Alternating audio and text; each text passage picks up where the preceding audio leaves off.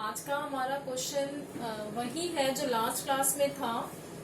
मैंने आपको ये क्वेश्चन कराया, the value of 2 sin theta can be a plus 1 by A where a is a positive number and a is not equal to 1। आपको ये condition दी हुई थी और लास्ट क्लास में मैंने सॉल्व कराया था। तो अगर मैं इस क्वेश्चन में हमने ये किया था a is not equal to 1, a is equal to 1 लेकर चले तो कुछ आपको क्लियर करना चाहती हूँ। देखिए 2 sin थीटा का वैल्यू क्या मैं a प्लस 1 बाय ए रख सकती हूँ, जहां पर a पॉजिटिव नंबर है और a का वैल्यू 1 है।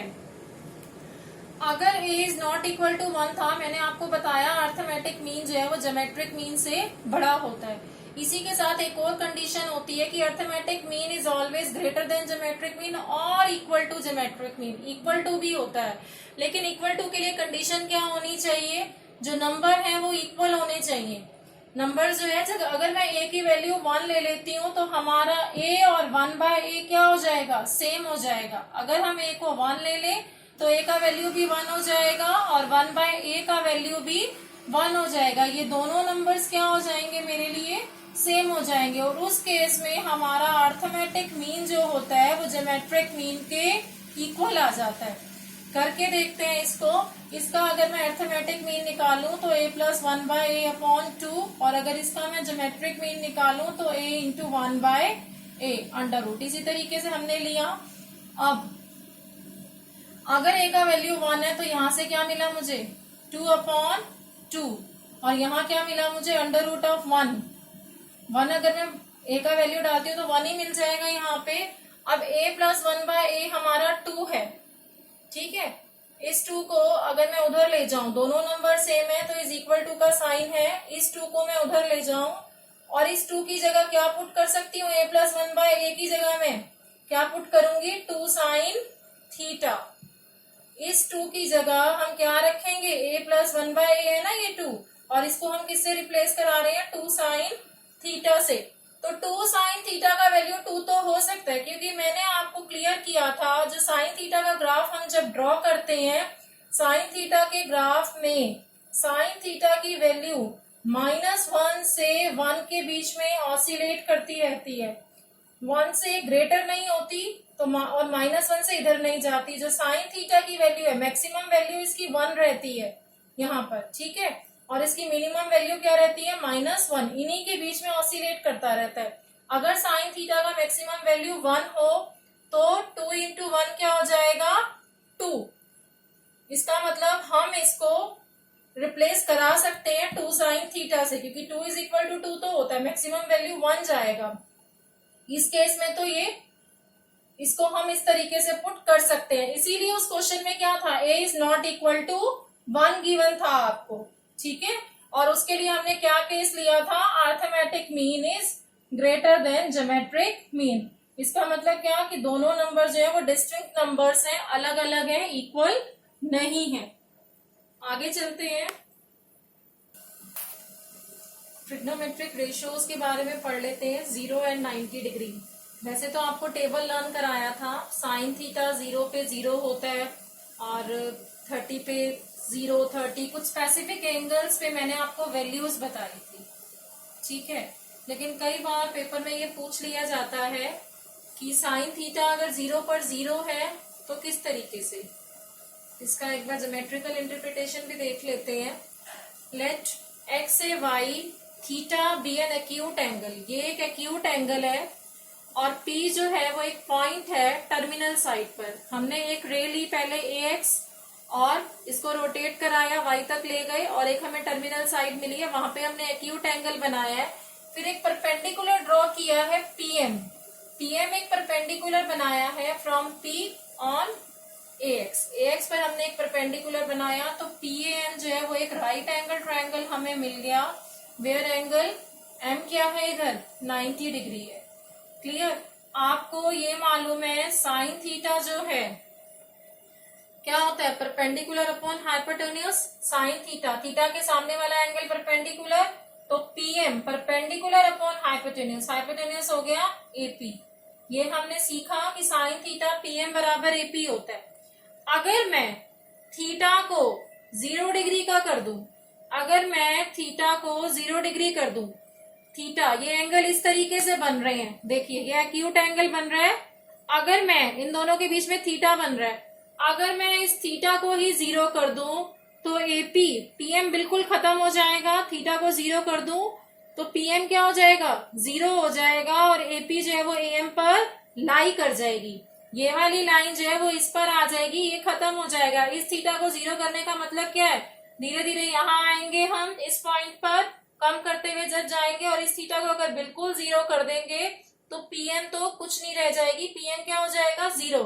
पीएम का जो लेंथ है वो मिलेगा मुझे 0, और 0 अपॉन एपी क्या हो जाएगा, अगर हम थीटा को 0 डिग्री कर दें तो 0 अपॉन एपी मुझे क्या मिल जाएगा, 0। तो साइन 0 क्या होता है, साइन 0 डिग्री पर 0 मिल जाएगा। इसी तरीके से अगर मैं कॉस थीटा, कॉस 0 की बात करूं, पहले कॉस थीटा देखिए, एंगल के सामने वाला परपेंडिकुलर, और कॉस क्या होता है, base upon hypotenuse, am upon AP. अगर मैं इसको 0 कर देती हूं, अगर हम इसको 0 कर दें थीटा को, तो पीएम खत्म, और एपी जो है वो एएम पर ही लाई कर जाएगी। ये जो लाइन है वो एएम पर ही लाई कर जाएगी, और एएम की जगह मैं क्या लिख सकती हूँ, एपी अपॉन एपी, और ये क्या आ जाएगा, 1। कॉस 0 मुझे क्या मिल जाएगा, 1। क्लियर। अगर हम इसको कम करते जाएं तो थीटा को ये ऐसे आता जाएगा, और यहां मिल जाएगा मुझे ये, ठीक है। और am by base upon hypotenuse होता है ये। अगर हमने इसको 0 किया तो एपी जो है वो इधर ही आ जाएगा, और एपी और एएम एक ही लाइन पर हो जाएंगे। तो हमने एएम को किससे रिप्लेस करा दिया, एपी से। एपी अपॉन एपी क्या हो गया, कैंसल आउट होके 1। अगर tan 0 फाइंड करना है तो वो तो 0 अपॉन 1, 0 बता सकते हैं आप इस तरीके से भी। और tan थीटा होता क्या है, P अपॉन बी, एंगल के सामने वाला परपेंडिकुलर, PM अपॉन AM। लेकिन अगर हम इसको 0 कर देंगे थीटा को, फिर से PM तो 0 ही हो गया, 0 बाय AM क्या मिल गया हमें, 0। इसी तरीके से अगर मैं इस एंगल को 90 डिग्री का बना दूं तो कैसे होगा ये,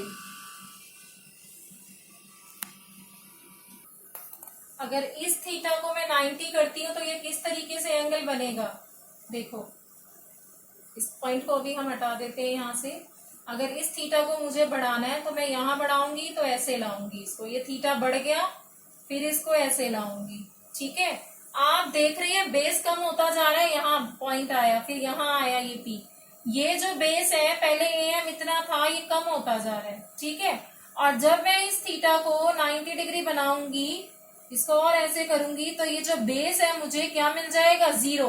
और ये जो पीएम है वो किस पे आ जाएगा, एपी पर ही।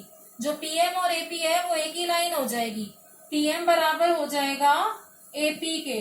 और अगर हम एएम की बात करें तो एएम तो हमारा 0 हो जाएगा। कैसे, ये एक राइट एंगल अगर ट्रायंगल है इस तरीके से, और इस थीटा को हम बढ़ाते जा रहे हैं तो ऐसे जाएगा, ये ऐसे, ये जो है ये कम होता जा रहा है, और ये 0 हो जाएगा। ये वाली लाइन इधर तक लानी है हमें, और ये जो हमारा पीएम है और एपी वो एक ही लाइन पर हो जाएंगे, एएम क्या हो जाएगा, 0।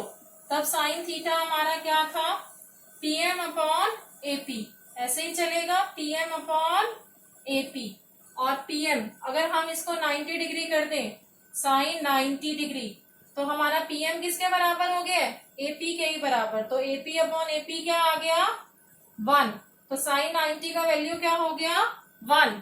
और अगर कॉस 90 पे हम चलते हैं तो कॉस 90, कॉस थीटा हम क्या पढ़ रहे थे, कॉस थीटा हम पढ़ रहे थे एएम अपॉन एपी।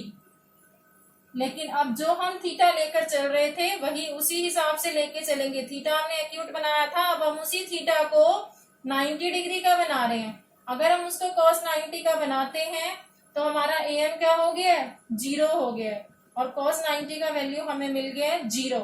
और tan थीटा क्या हो जाएगा, tan थीटा हमने पढ़ा था pm बाय am, और हमारा am क्या हो गया, 0, ठीक है। तो जिसके भी नीचे डिनोमिनेटर में 0 जब आ जाता है तो थीटा क्या हो जाएगा, नॉट डिफाइंड। क्लियर। ये हमने पढ़ा 0 और 90 डिग्रीज के लिए ट्रिग्नोमेट्रिक रेशियोज। 45 डिग्री के लिए देख लेते हैं अभी। 45 डिग्री के लिए हमने सबसे पहले एक राइट एंगल ट्रायंगल ले लिया एबीसी, जिसमें हमने एंगल बी को 90 डिग्री लिया और एंगल ए हमें 45 डिग्री गिवन है। ये सब चीजें हमें पता है कि एक राइट एंगल ट्रायंगल हमने ले लिया, एंगल बी हमने 90 डिग्री ले लिया, एंगल ए हमने 45 डिग्री ले लिया। तो हम थर्ड एंगल निकालेंगे, वो भी 45 डिग्री आ जाएगा। अब जब दो एंगल्स इक्वल होते हैं तो आइसोसेलेस ट्रायंगल होते हैं, दो साइड्स क्या होती है equal, A B equal to B C हो जाएगी इसमें। तो हमने लेट कर लिया, ए बी को भी ए ले लिया और बी सी को भी हमने ए ले लिया, पाइथागोरस थ्योरम लगाई और ए सी निकाल लिया हमने। क्या आ गया, A square plus A square is equal to hypotenuse का स्क्वायर, और ए सी हमें यहाँ से √2 इंटू ए मिल गई। और अगर मुझे साइन 45 फाइंड करना है तो क्या होता है, परपेंडिकुलर अपॉन हाइपोटेन्यूज, और मैं एंगल ए को रेफरेंस एंगल मान के चलती हूँ, तो साइन 45 हो जाएगा BC बाय AC, ए अपॉन √2 इंटू ए से कैंसिल 1 बाय √2। कॉस 45 डिग्री निकालना है तो B अपॉन H होता है, base upon hypotenuse AB upon AC, और AB मुझे A मालूम है, AC मेरी √2 इंटू ए आई तो 1 बाय √2 आ गया। और tan 45 क्या आया, BC upon AB, P by B, A upon A is equal to 1। इस तरीके से हमें साइन 45, कॉस 45 और tan 45 डिग्री की वैल्यूज मिल गई। बहुत रेयर है कि ये पूछ लिया जाए या आ जाते हैं, एक अंडरस्टैंडिंग के लिए मैंने आपको ये करा दिया है। आई होप आपको मैं समझा पाई होंगी। अगर आपको मेरे वीडियोस अच्छे लगते हो तो प्लीज लाइक एंड सब्सक्राइब करना ना भूलें।